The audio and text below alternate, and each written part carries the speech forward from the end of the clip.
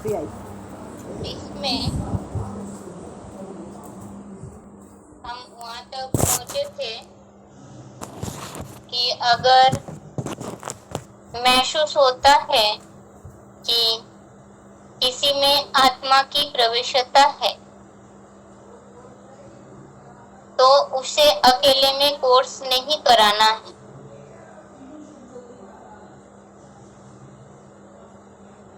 अब इस प्रसंग में अव्यक्तवाणी में प्रश्न आया है, सेवा केंद्रों पर अगर कोई ऐसी प्रविष्टता वाली आत्माएं ज्ञान सुनने के लिए आती है तो क्या करना चाहिए। अव्यक्तवाणी का तारीख है 24 फरवरी 84, पृष्ठ 64। अव्यक्तवाणी का तारीख है 24 फरवरी 1984, पृष्ठ 64। प्रश्न था कि सेवा केंद्र पर अगर कोई ऐसी प्रविष्टता वाली आत्माएं ज्ञान सुनने के लिए आती है तो क्या करना चाहिए। उत्तर है, अगर ज्ञान सुनने से उसमें थोड़ा सा भी अंतर आता है या सेकंड के लिए भी अनुभव करती है तो उसको उल्लास में लाना चाहिए। कई बार आत्माएं थोड़ा सा ठिकाना न मिलने के कारण भी आपके पास आती है, बदलने के लिए आया है या वैसे ही पागलपन में जहां रास्ता मिला आ गया है, यह परखना चाहिए। क्योंकि कई बार ऐसे पागल होते हैं जो जहां भी देखेंगे दरवाजा खुला है वहां जाएंगे, होश में नहीं होते हैं। तो ऐसे भी कई आएंगे, लेकिन उसको पहले परखना है, नहीं तो उसमें टाइम वेस्ट हो जाएगा। बाकी कोई अच्छे लक्ष्य से आया है, परवश है, तो उसको शक्ति देना आपका काम है। लेकिन ऐसी आत्माओं को कभी भी अकेले में अटेंड नहीं करना। कुमारी कोई ऐसी आत्मा को अकेले में अटेंड न करे, क्योंकि अकेला कुमारी को देख पागल का पागलपन और निकलता है। इसलिए ऐसी आत्माएं अगर समझते हो योग्य है तो उन्हें ऐसा टाइम दो जिस टाइम 2-3 और हो, या कोई जिम्मेवार, कोई बुजुर्ग ऐसा हो तो उस समय उसको बुलाकर बिठाना चाहिए। क्योंकि जमाना बहुत गंदा है और बहुत बुरे संकल्प वाले लोग हैं, इसलिए थोड़ा अटेंशन रखना भी जरूरी है। इसमें बहुत क्लियर बुद्धि चाहिए।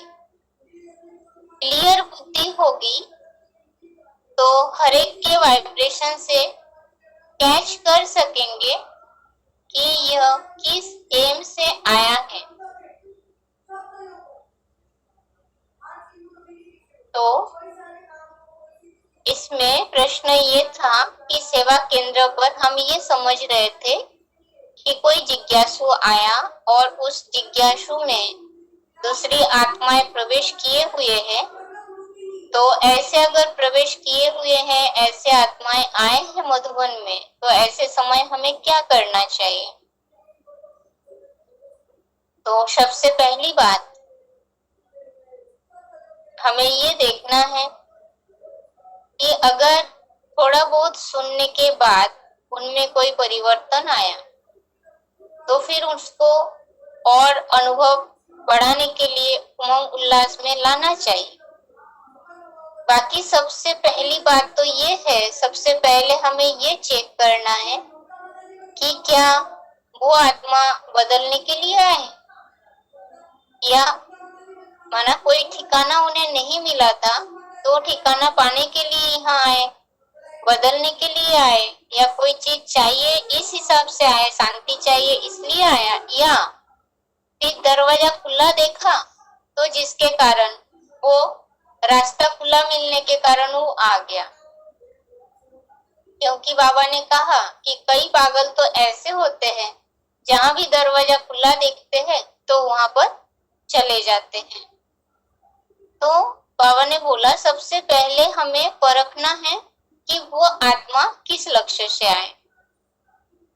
अब आगे की बात ये है कि अगर हमने नहीं परखा और आप उनके पीछे टाइम देते जाएंगे, संदेश देंगे, कोर्स सुनाते जाएंगे, बाकी वो कोई अच्छे लक्ष्य से नहीं आया है तो फिर बात माना समय वेस्ट जाता है। बाकी अगर वो आत्मा अच्छे लक्ष्य से आया है पर वो परवश है तो उनको शक्ति देना, ऐसी आत्मा को शक्ति देना, ये हम ब्राह्मणों का काम है। अब आगे बात ये है कि ऐसी आत्माओं को यानी जिनमें सोल प्रवेश किए हुए हैं, ऐसी आत्माओं को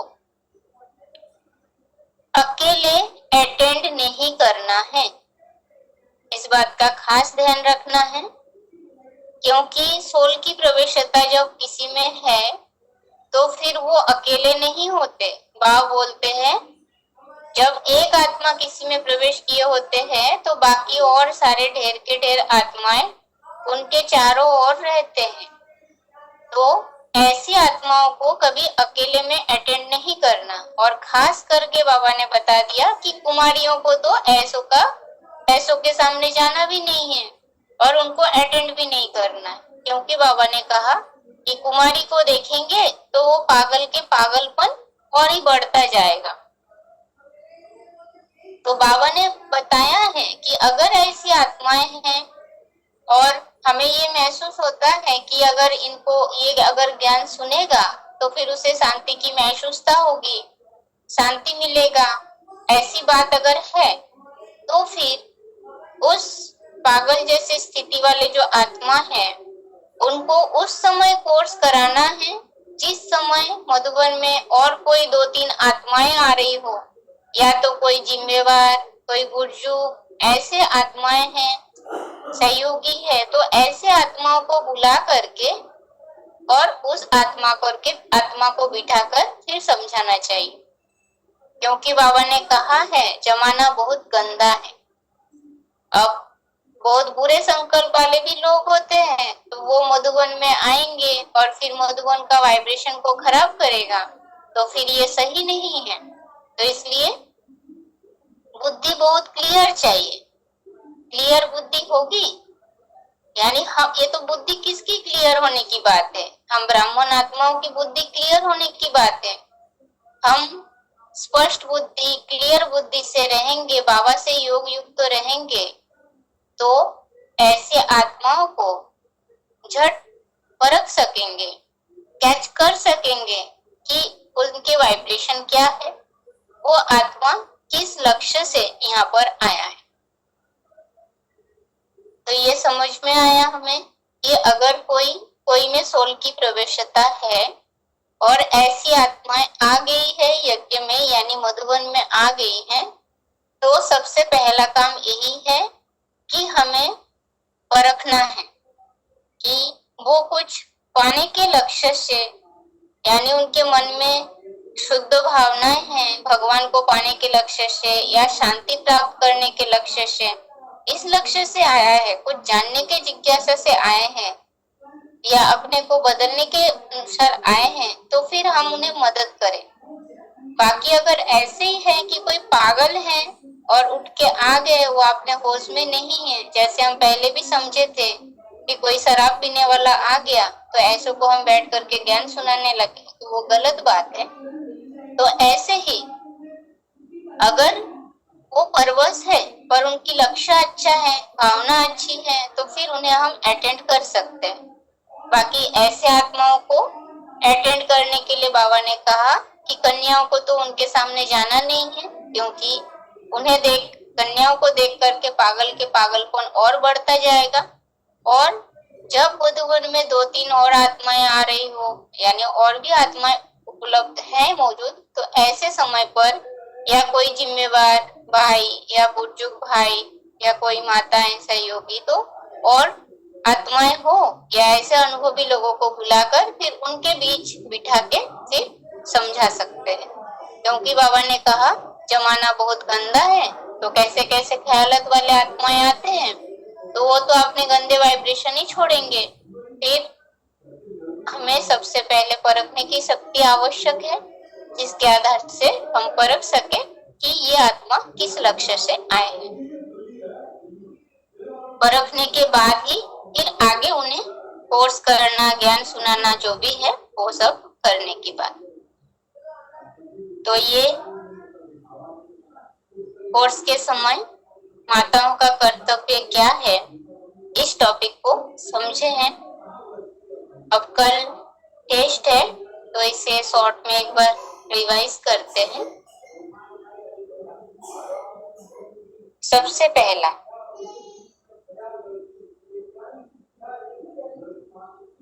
जब भी बहनें मधुबन में कोर्स कराती है तो बाबा ने तो मुरली में बताया है ना, ये बड़ा पांडव गवर्नमेंट है, इसमें एक एक कन्या के साथ एक एक माता चाहिए, यानी एक तलवार के साथ एक ढाल आवश्यक है। अब जब कन्या रूपी तलवार कोर्स करने के लिए बैठती है, अब उनके साथ जो ढाल रूपी माता बैठती है तो उन्हें अलर्ट होकर बैठना चाहिए, कोर्स में सोना नहीं है।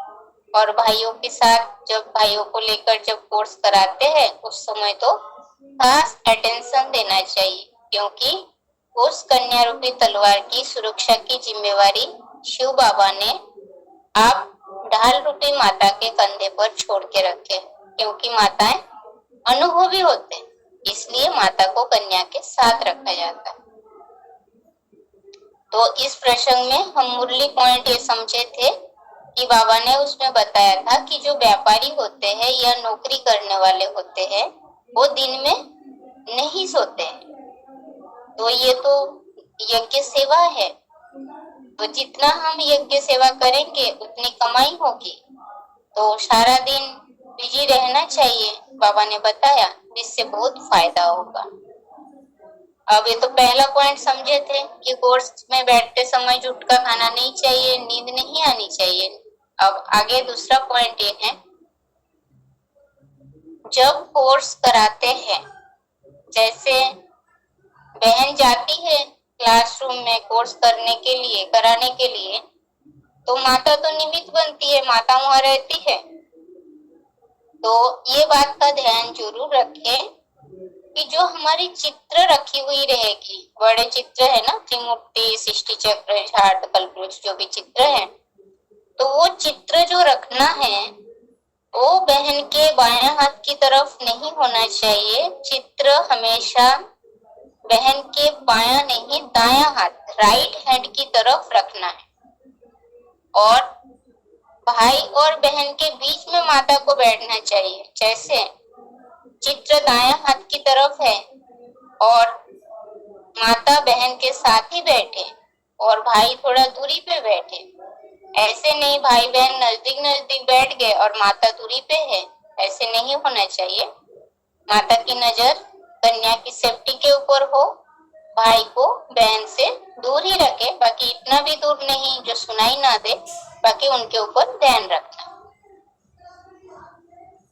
तो बाबा ने इसके लिए अव्यक्तवाणी में कहा है कि जितना हम यहाँ रेस्पॉन्सिबिलिटी लेते हैं, तो ये जिम्मेवारी उठाने की बात है ना, ये तो बहुत बड़ी जिम्मेवारी है।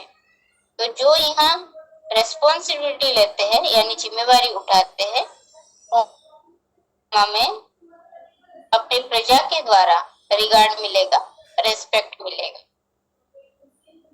तीसरी पॉइंट ये समझे थे कि कोर्स के समय यदि बहन चंचलता दिखाती है या भाई चंचल है तो तुरंत रिपोर्ट करें। हम सुप्रीम टीचर के स्टूडेंट हैं। रूहानी ज्ञान यानी आत्मा का ज्ञान देने के लिए बैठते हैं। अगर ऐसे समय कोर्स कराने वाले या कोर्स करने वाले जिस्म की चंचलता यानी देहभान में आते हैं, चंचलता दिखाती है, तो ये गलत है। तो ऐसे समय जरूर रिपोर्ट करें कि सही चलन देखने में नहीं आ रहा है, या तो फिर बहन की चलन ऐसे है, या तो फिर भाई बहुत चंचल है। तो ये बात का ध्यान जरूर रखें। तो इस प्रसंग में अव्यक्तवाणी में पॉइंट था कि अगर हम भूले नहीं बताते हैं तो फिर ना फरमानदारी का टीका लगता है। देखिए, इसमें एक बात ध्यान देने की है, कभी कोई ऐसे भी सोचते हैं, पता नहीं ऐसे मन में उनकी हो सकता है हम गलत है, यानी माता खुद कंफ्यूजन में हो जाते हैं कि हमें रिपोर्ट देना चाहिए या नहीं। पर एक बात का ध्यान जरूर रखें, जहां कन्या के प्यूरिटी की बात आती है तो उस स्थान पे आपको परखना नहीं आ रहा है या आप समझ नहीं पा रहे हैं, तो इतना आप बता सकते हैं कि हमें ऐसे ऐसे दिखाई दिया, अब वो सही है या गलत ये हमें नहीं पता। तो सिर्फ फैसला कर नहीं पा रहे, ठीक है, पर जितना आपके अनुभव की आंखों से जितना दिखाई पड़ा उतना तो आप बता सकते हैं।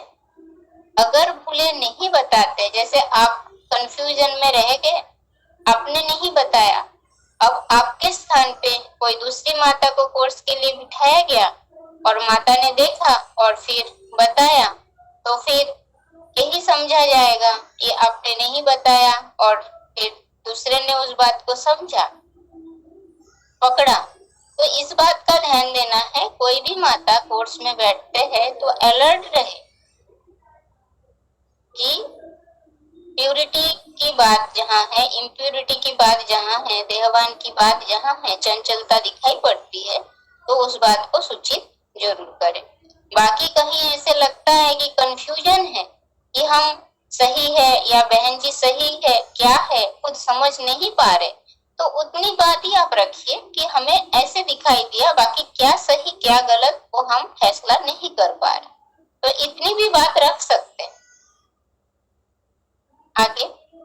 क्योंकि बाबा ने ये भी कहा है रिपोर्ट भी सही होना चाहिए, गलत रिपोर्ट अगर हम देते हैं तो उससे बोझा चढ़ता है। बाकी ये है, हम इतना तो बता सकते कि ऐसे हमें दिखाई पड़ा, अब आगे वेरीफाई कर सकते हैं।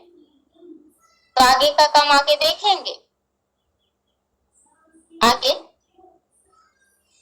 बहन के कोर्स कराते समय माता को बीच में इंटरफियर करके नहीं बोलना चाहिए। ये भी बात बहुत बड़ी बात है। जब बहन कोर्स करा रही है, जिज्ञासु को समझा रही है, कभी ऐसे होता है कि कोई पॉइंट बहन के बुद्धि में नहीं आई और उस स्थान पे माता के बुद्धि में आ गए, ऐसे भी हो सकता है। पर समय को देखना होता है, स्थान को देखना होता है, व्यक्ति को देखना होता है। बल आपके पास वो पॉइंट तो इमर्ज हो गया, बहन के पास मर्ज रूप में रह गया, पर बीच में ही अगर हम बोलते हैं ऐसा नहीं ऐसा है, तो जब हम इंटरफेयर करते हैं तो उससे बहन को भी अच्छा नहीं लगे। बहन का तो फिर भी चल जाएगा, पर जो जिज्ञासु होते हैं, कोई जिज्ञासु भी ऐसे बात बताते हैं कि बीच में माता को बोलना नहीं चाहिए। यानी यहाँ कहने का भाव ये है कि समय देखना है, स्थान देखना है, व्यक्ति को देखना है, देख करके हमें बातें बोलनी। अगर ऐसे लग रहा है कि बहन कन्विंस नहीं कर पा रहे, डिससर्विस हो रहे हैं, तो ऐसे समय पर युक्ति से बोल के आप सहयोग दे सकते हैं, जिज्ञासु को समझा सकते हैं। बाकी ऐसे बीच में इंटरफियर करना सही नहीं है। और अगर ऐसे लगता है कि बहन से कन्विंस नहीं हो रहा है और डिसर्विस ही हो रही है, तो फिर रिपोर्ट दे, तो फिर आगे टीचर चेंज करेंगे। अव्यक्तवाणी का पॉइंट समझे थे कि यज्ञ सेवा दिल से करना अर्थात अपने पुण्य का खाता तीव्र गति से बढ़ाना। तो दिल से करने की बात यही है कि जितना आपने जिम्मेवारी उठाया है उसे सही से लगन पूर्वक शिव बाबा के याद से प्यार पूर्वक जब करेंगे, ईर्ष्या के बस आकर के नहीं। कभी ऐसे भी होता है आपस में लड़ाई झगड़ा या मतभेद हो गया, तो फिर उसका आपस में बदला लेने की भावना, उसके आधार से गलत रिपोर्ट देना, ये सब नहीं। बाबा ने कहा यज्ञ की सेवा दिल से करना है। जब आप दिल से करेंगे, सही भावना से करेंगे, तभी हम अपने पुण्य के खाता को तीव्र गति से बढ़ा पाए। आगे ये समझे थे कि ऐसे भी देखने में आता है कि कोर्स के बाद जो माता जिज्ञासु के साथ बैठती है, अब कोर्स होने के बाद जिज्ञासु को बाहर लेके जाते हैं और फिर अपना ही सुनाने लगते हैं या बताने लगते हैं और फिर अपना नंबर देते हैं और अपनी ओर प्रभावित करने की कोशिश करते हैं। देखिए, ये तो गलत इसलिए है क्योंकि ये आप भी निमित्त है, हम भी निमित्त है यज्ञ सेवा करने के लिए। लक्ष्य हमारा ये है कि ये शिव बाबा का बच्चा बने। अब जो बहन कोर्स कराएगी उनकी भी लक्ष्य यही हो कि शिव बाबा का बच्चा बने। जो माता साथ में बैठती है उन्हें भी ये लक्ष्य रखना है कि ये जल्दी ही शिव बाबा के बच्चे बन जाए, ब्राह्मण परिवार के सदस्य बन जाए, ईश्वरीय परिवार की भांति बन जाए। तो इसमें हमें अपनी ओर प्रभावित करके उस जिज्ञासु को अपनी ओर आकर्षित करना ये सही नहीं है, क्योंकि ईश्वरीय सेवा जो है उसमें तेरा मेरा का भाव बिल्कुल ही आना नहीं चाहिए। हम भी यज्ञ के हैं, यानी हम भी शिव बाबा के हैं, आप भी शिव बाबा के हैं। जो जिज्ञासु है वो भी शिव बाबा के ही बने। ये बेहद की सोच, विशाल हृदय रख करके इस ईश्वरीय सेवा में सहयोग देना। इसके लिए VCD नंबर 296 में बाबा ने कहा कि स्वार्थ युक्त सेवा का कोई रिजल्ट नहीं निकलता। इसमें अगर कुछ स्वार्थ है सेवा के पीछे तो उसका कोई रिजल्ट नहीं निकलेगा। आगे ध्यान देने की बात कि मधुबन में जो भाइयों के कमरे होते हैं यानी पांडव भवन, इस बात का ध्यान सभी रखें। ऐसे कहीं भी पांडव भवन में बैठ करके कोर्स ना कराए। यानी अगर भाई है, भाई को भाई समझा रहे हैं पांडव भवन में बैठ के, वो बात अलग है। कोर्स नहीं, कन्विंस करना, कन्विंस कर रहा है भाई तो वो बात अलग है। बाकी पांडव भवन में बैठ करके कोर्स कराना, कोई माता बैठ के भाई को कोर्स कराए या बहनें जाकर के भाइयों को कोर्स कराए पांडव भवन में भाइयों के कमरे में, तो ये बात पूरा ही गलत है।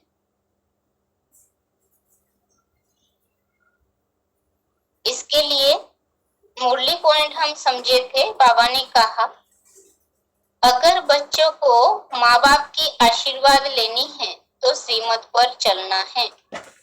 तो देखिए, इस पॉइंट में बाबा ने कहा है, बाबा तो बोलते ही है ना कि संगम युग ही है एक ऐसा समय जो माँ बाप से जितना दुआ लेना चाहे उतना हम ले सकते हैं और जन्म में तो मिलेंगे ही नहीं।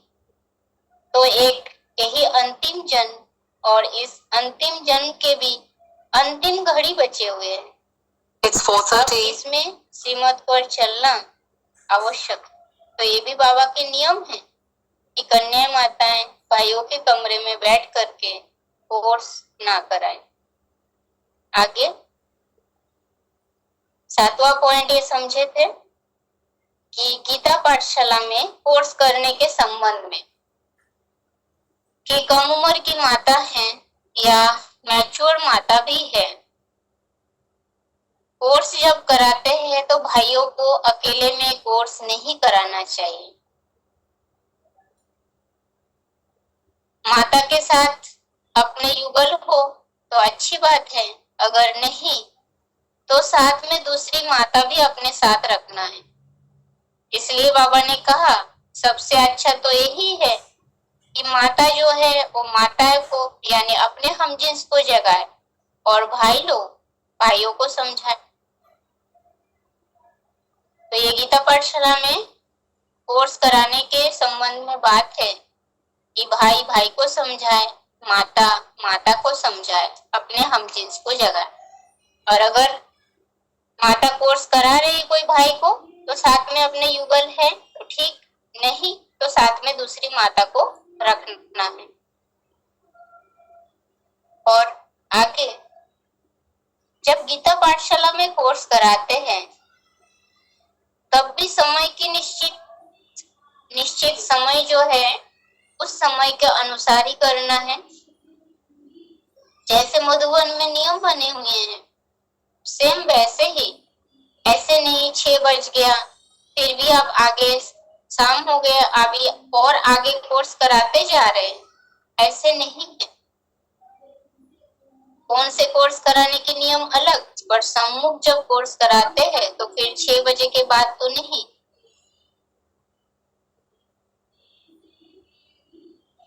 तो जैसे मधुबन के नियम उस अनुसार गृहस्थ में रहने वाली माताएं यानी गीता पाठशाला चलाने वाली जो माता हैं उन्हें भी इस बात का ध्यान रखना है कि उनके द्वारा भी ऐसा कोई कार्य ना हो कि आपके परिवारजन आपसे असंतुष्ट हो जाए, अशांति का माहौल बने और डिसर्विस हो।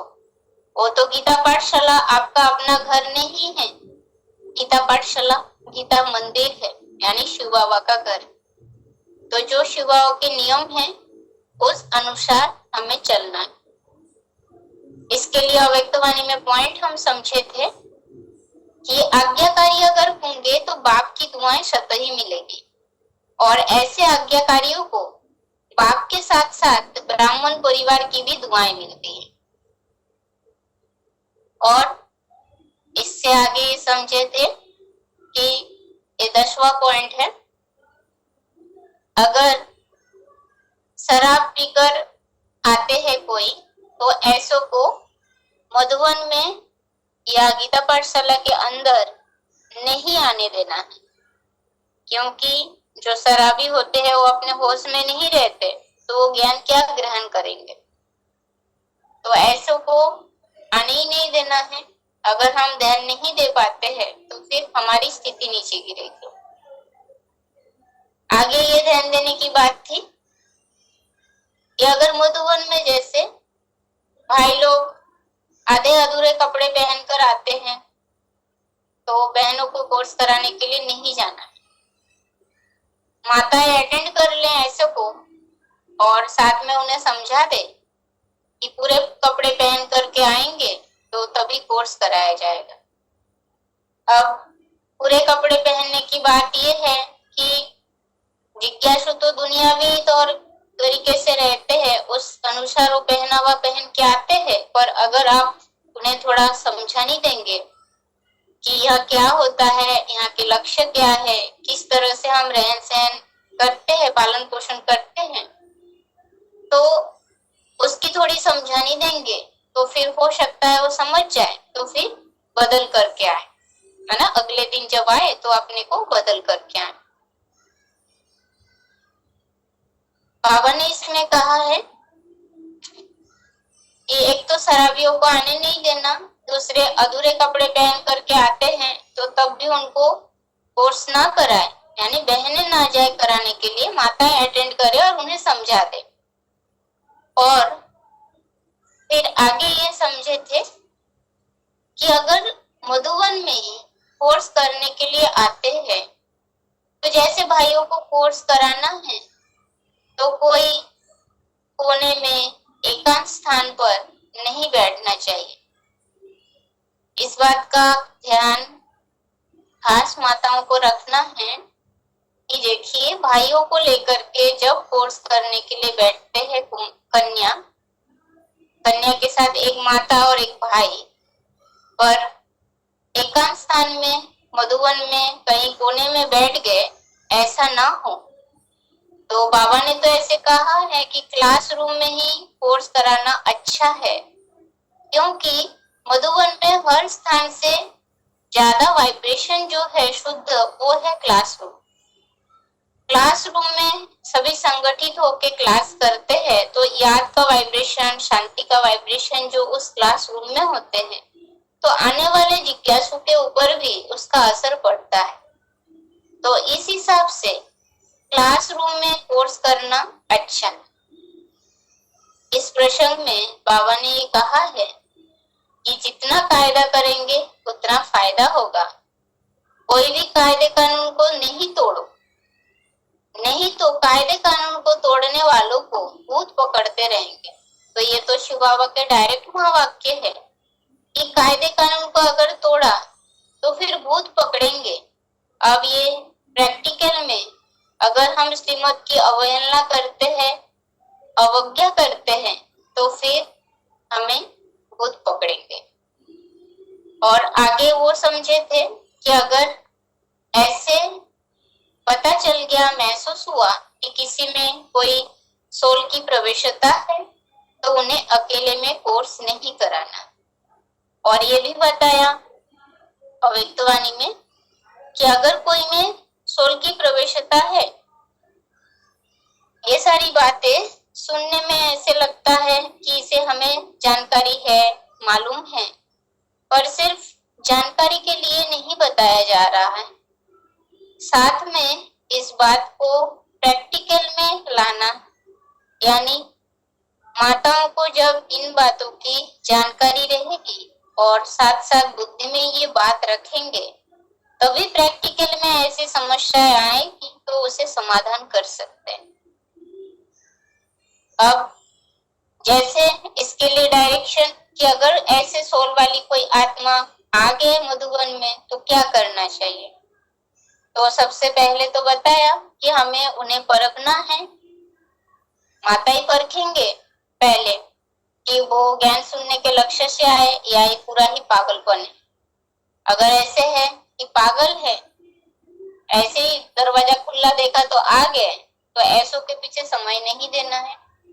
बाकी कभी ऐसे है कि सोल की प्रवेशता है पर उस सोल को या शरीरधारी को सबको शांति की आवश्यकता है, आप जो बोल रहे हो उसे ध्यान से सुन रहे, या मधुबन के वातावरण में आने के कारण उसमें कुछ बदलाव है, तो ऐसे समय पर हम सब दाता के बच्चे जो नंबरवार दाता है तो उनका लक्ष्य ये हो कि उन्हें भी शांति प्राप्त हो। अब आगे की बात यह है, आपने परख लिया उन्हें कि वो सही है, समझाने से समझ रहा है, शांति की चाहना रखते हैं, तो हमें पता चल गया कि वो आत्मा को सुना के फायदा है। तो ऐसे समय पर भी ये ध्यान रखना है कि एक तो उनके सामने कोई कुमारी यानी कन्या अकेले जाके अटेंड ना करे, क्योंकि उन्हें देख करके उनमें और पागलपन बढ़ेगा। तो बाबा ने बताया जो बुजुर्ग है, अनुभवी है, ऐसे आत्माओं के बीच उन्हें बिठाकर फिर उन्हें समझाना चाहिए। ऐसे नहीं कोई नहीं है और ऐसे आत्मा को कोई बहन अटेंड करने लगे और साथ में कोई माता एक बैठ गई, तो ऐसे गलती ना करें, क्योंकि अब भूत प्रेत प्रवेश है, वो तो परवश है, शरीरधारी, वो कुछ भी कर सकता है। तो हम ज्ञान सुनाने के लक्ष्य से सिर्फ एक लक्ष्य से उनके सामने पहुंच जाएंगे, ये गलत है। हमें बाबा ने अपनी सेफ्टी की बात भी बताई है, क्योंकि जमाना तो बहुत खराब है। अब कन्या माता बाबा के घर में रह करके पवित्रता को धारण करते हैं, तो उस बात की जानकारी उस जिज्ञासु को तो नहीं रहेगा, वो तो दुनियावी है, तो वो दुनियावी तौर तरीके से आचरण कर सकता है। तो इसलिए बताया कि जिम्मेवार आत्माएं या बुजुर्ग आत्माएं हो, अनुभवी हो, ऐसों के बीच बिठा करके फिर ज्ञान सुनाना। तो अपना भी अटेंशन रखना है। तो इसके लिए बाबा ने कहा सबसे पहली बात तो ये है कि हम सबसे पहले उस आत्मा के वाइब्रेशन को कैच कर ले, समझ जाए कि वो किस लक्ष्य से यहाँ आ रहा है। अब ये कोर्स के समय माताओं के कर्तव्य क्या है वो हम समझे। अब आगे बेसिक कोर्स। बेसिक कोर्स में कल्प वृक्ष के चित्र चल रहा था, तो ऐसे कल्प वृक्ष में जो हर धर्म को दिखाया गया है, तो टोटल धर्म है 10। अब 10 धर्म में सनातन धर्म, क्षत्रिय धर्म जो है यानी सूर्यवंशी और चंद्रवंशी जो वृक्ष के तने में दिखाया है, सत्य सनातन धर्म और क्षत्रिय धर्म को तो ये तो स्वयं बाप आकर के स्थापन कर दिया। पर आगे जब द्वापर युग शुरू हुआ तब से दूसरे दूसरे धर्म पिताओं का आना शुरू हुआ। अब इस कल्पवृक्ष के चित्र में आप देख सकते हैं कि दूसरे दूसरे धर्म पिता जो आए हैं, जैसे इब्राहिम। इस चित्र को सभी के पास अनूठी होगा, या जो कोई भी बुक हो जिसमें कल्पवृक्ष के चित्र हो, उसमें एक तो इसमें याद कर लेना है कि कौन सी धर्म, माने जो भी धर्म आया है, धर्म पिता के द्वारा धर्म की स्थापना हुई है, तो कितने वर्ष पहले इसके द्वारा कौन सा धर्म की स्थापना हुई। जैसे सबसे पहले लेफ्ट साइड में पहला धर्म जो दिखाया है इब्राहिम, इब्राहिम के द्वारा स्थापित किया हुआ इस्लाम धर्म। अब ये जो इस्लाम धर्म है, यहाँ पर समय लिखा है 2500 वर्ष, 2500। तो आज से 2500 वर्ष पहले इब्राहिम आकर इस्लाम धर्म की स्थापना की। अब उसके साथ राइट साइड में महात्मा बुद्ध के द्वारा स्थापित किया हुआ धर्म बौद्ध धर्म, ये है 2250 वर्ष, यानी 250 वर्ष के बाद। ये 2500 वर्ष था, उसके 250 वर्ष बाद फिर महात्मा बुद्ध आए, बौद्ध धर्म की स्थापना की।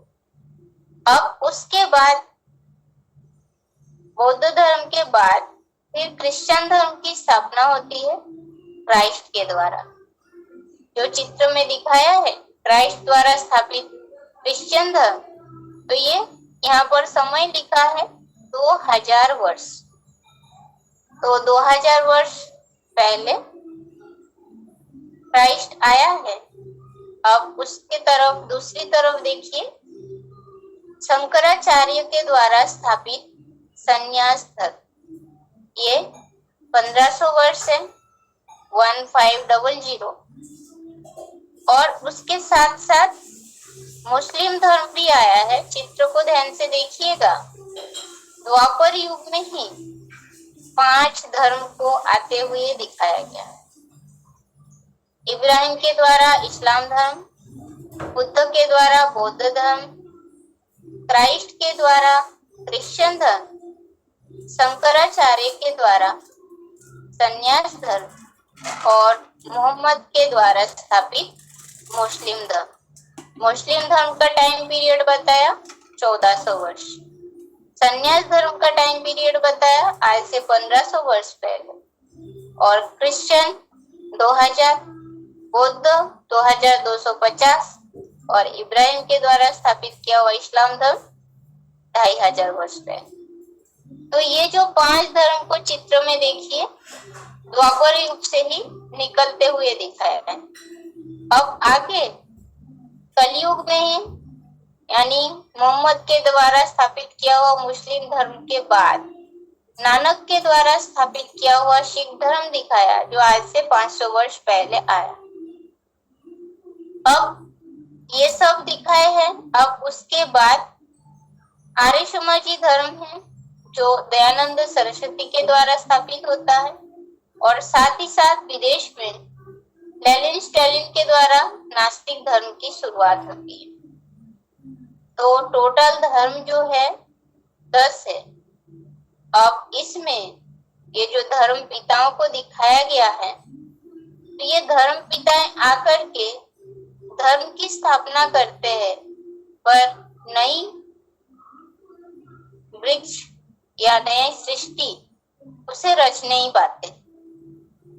तो परमपिता परमात्मा बाप आते हैं और आकर के इस वृक्ष को नया बनाते हैं, जर्जरीभूत अवस्था से कलम लगा करके नई सृष्टि को तैयार करते हैं। तो यहाँ पर जड़ों वाले हिस्से में हम समझे थे कि माता पिता को बैठे हुए दिखाया, और उनके द्वारा ही, और उनके साथ साथ कुछ ब्राह्मण वत्सो बैठे हुए हैं, उनके द्वारा ही इस वृक्ष का कलम या फाउंडेशन जो लगाने का कार्य है वो शिव बाप कर रहे हैं।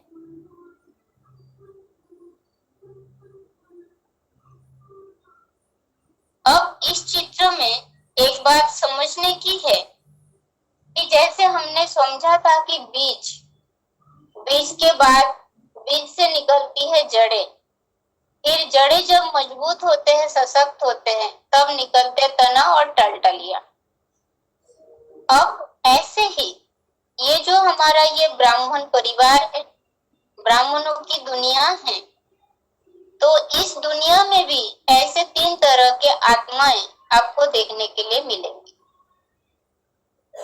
तो ब्राह्मणों के दुनिया में एक तो है बीजरूप आत्मा, दूसरी है आधार मूर्त आत्मा, और तीसरी है जो बाहर दुनिया में है सूक्ष्म बीज, यानी अभी तो अज्ञानी है। तो बीज जो है, बीज माना है वो आत्माएं जो हम त्रिमूर्ति के चित्र में समझे थे। एक तरफ दिखाया गया ब्रह्मा बाबा को, दूसरी तरफ दिखाई गई शंकर को। तो वो तो प्रजापिता ब्रह्मा है, ज्ञान के आधार से हमने समझा है कि शंकर प्रजापिता ब्रह्मा है और वो सिर्फ ब्रह्मा है। तो जो आत्माएं ब्रह्मा रूपी माता को अपना सब कुछ समझ करके उनके मत पर चलते हैं, उन्हें ही ईश्वर मानते हैं, सर्वोपरि मानते हैं, तो वो है आधार मूर्त आत्माएं। और जो उस प्रजापिता ब्रह्मा जो जगत पिता है उनके आधार पर चलते हैं, तो वो आत्माएं हैं बीज रूप आत्मा। तो यहाँ पर बीज पूरे 84 जन्म लेते हैं और आधार पूरे 84 जन्म नहीं लेते। और तीसरे ग्रुप की आत्माएं जो सूक्ष्म बीज है, जैसे दुनिया में टाल टालियां हैं वृक्ष की, तो वो तो बहुत होते हैं। तो यहाँ भी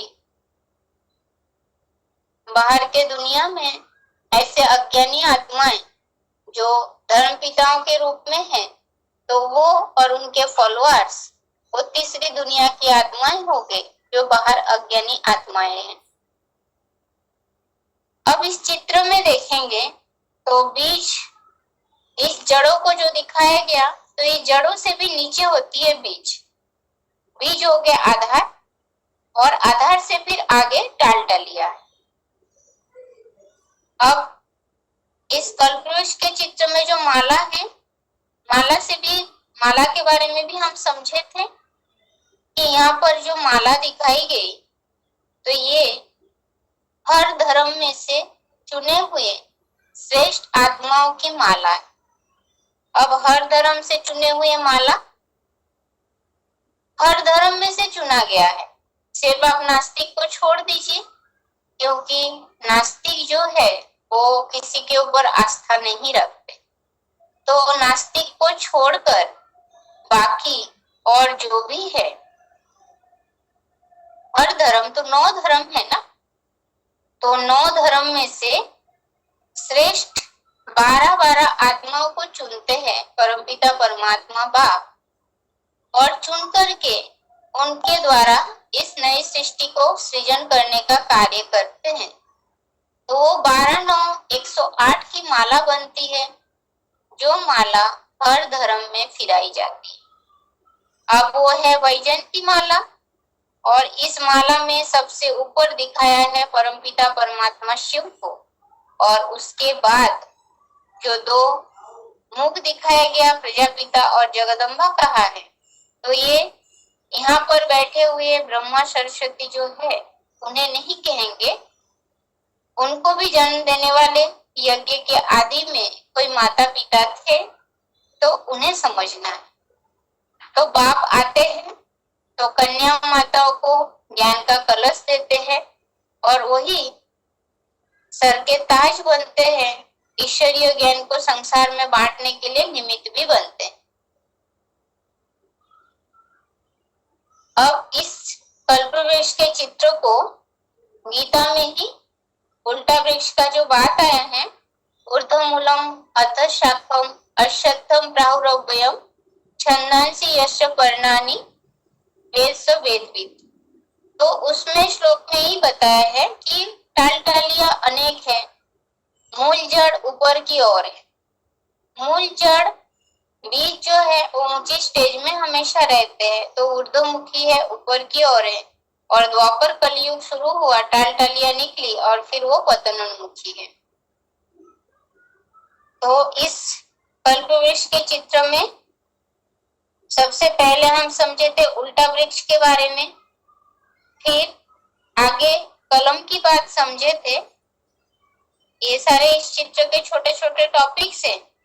एक तो उल्टा वृक्ष की बात समझाने के सुविधा के लिए इसे सीधा करके दिखाया गया, और उस वृक्ष के जो बीज जो गीता में कहा है अहम बीज प्रदः पिता, मैं बीज बोने वाला पिता हूँ, तो उस पिता रूपी बीज में ही सारे वृक्ष के गुण समाये हुए होते हैं। तो उसमें ही सारी सृष्टि समाई हुई है। तो वही पिता आकर के फिर इस वृक्ष, जब ये वृक्ष जर्जरीभूत अवस्था को पाते हैं तब कलम लगाया जाता है। तो कलम चित्र में नीचे की ओर दिखाया गया है, जो ऊपर के कलियुगी हिस्सा को काट करके कलम लगाया गया है। अब इसमें वृक्ष में ही 5 युग यानी सतयुग, त्रेता, द्वापर, कलयुग और संगम युग, तो ये युग भी दिखाई गई। तो जड़ों के जो हिस्सा है उसे कहा है संगम युग, इसे लिपियार भी कहते हैं, गीता युग भी कहा जाता है। इस समय परमपिता परमात्मा बाप अवतरित होते हैं। फिर सतयुग, त्रेता जिसे स्वर्ग कहा गया, राम राज्य कहा गया, फिर द्वापर युग और कलयुग। जब से द्वापर युग आए तब से दूसरे दूसरे धर्म पिताएं आ गए।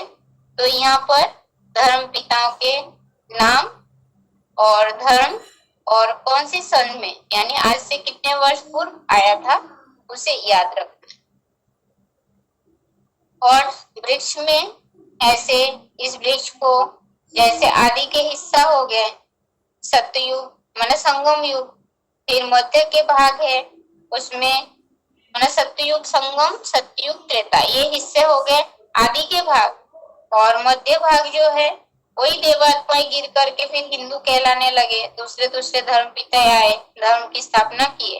और अंतिम भाग में आर्य समाजी धर्म, नास्तिक धर्म जैसे धर्म प्राय लोप हो जाता है और मठ मंडल इन सारे की स्थापना हो जाती है, कलाहीन हो जाते हैं, जीरो कला बचते हैं। तो ऐसे नास्तिकों के राज्य छा गए। और साथ साथ वृक्ष जब समाप्त होने की स्टेज पर होते हैं तो परमात्मा बाप उस हिस्से से श्रेष्ठ श्रेष्ठ आत्मा को चुनते हैं, क्योंकि वहाँ सनातन धर्म की आत्माएं भी तो कली के अंत तक पहुंचते रहते हैं। तो श्रेष्ठ आत्माओं को चुन करके कलम लगाया जाता है। और फिर ऊपर तो विनाश दिखाई गई और शंकर को दिखाया गया है सभी आत्माओं को ले जाते हुए।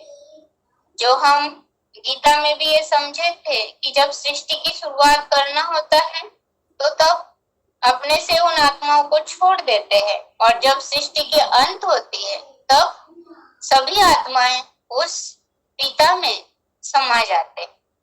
तो सभी आत्माओं को परमधाम की यात्रा कराने, वापस घर ले जाने के लिए निमित्त कौन बनते हैं?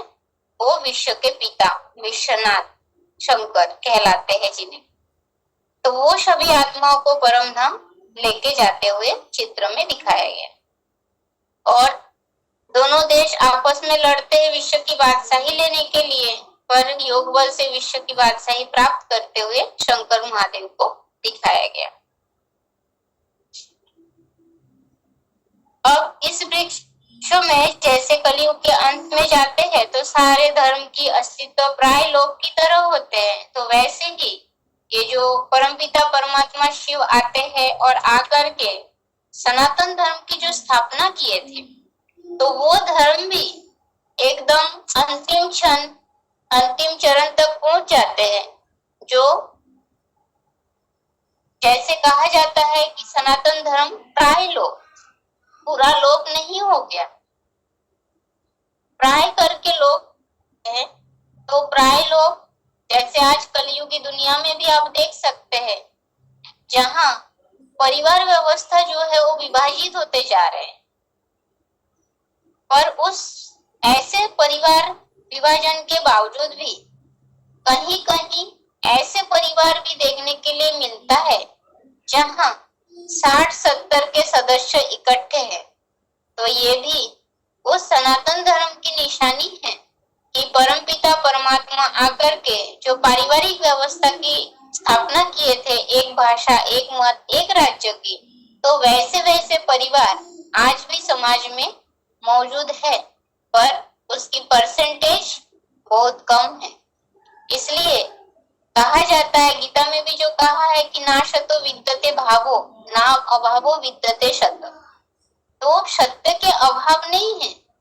ऐसे सत्यता के आधार पर चलने वाले सनातन धर्म की आत्माएं आज भी समाज में मौजूद है, पर परसेंटेज बहुत कम है। तो परसेंटेज कम है, तो वैसी व्यवस्था को फिर से स्थापन करने के लिए परमात्मा बाप आकर के फिर से वही कर्तव्य कर रहे, यानी नई सृष्टि रचने का कार्य फिर से करते। तो ये कल्पवृक्ष के चित्र है। आज यहाँ तक ही। ओम शांति।